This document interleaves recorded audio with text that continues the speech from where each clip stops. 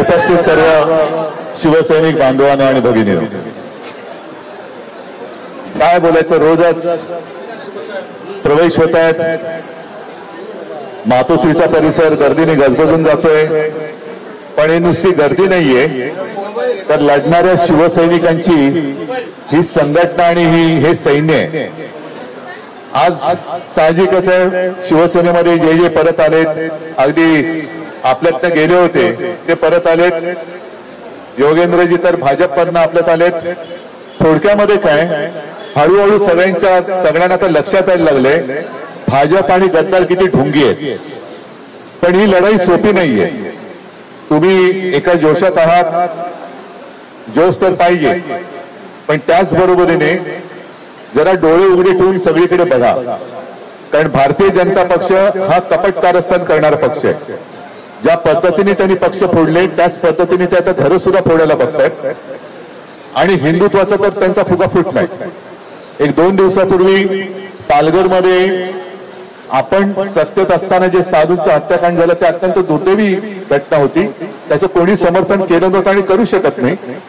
पण त्यावेळेला ज्यांच्यावरती आरोप केले होते भाजपने, त्यांनाच पक्षात प्रवेश दिला होता.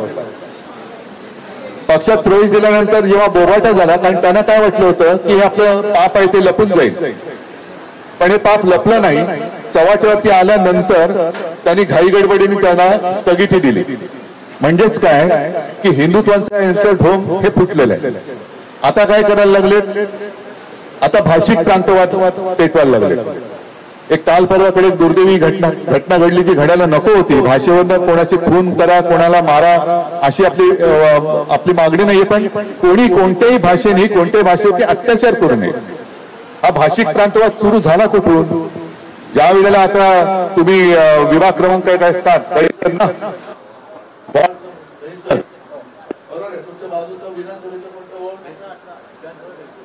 विधानसभेचा मागाठणे. आता मागाठणीमध्येच कोण बोलत होतं, मराठी माझी आई आहे, आई मेली तरी चालेल.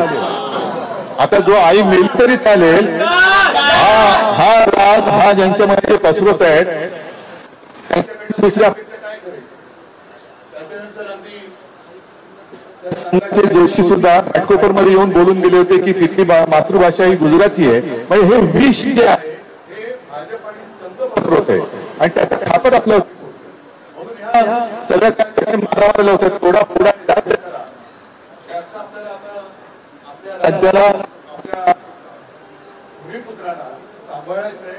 आणि मला खरंच एक समाधान वाटतं की तुम्हाला खात्री पडली की हे काम फक्त आपली शिवसेनाच करू शकेल.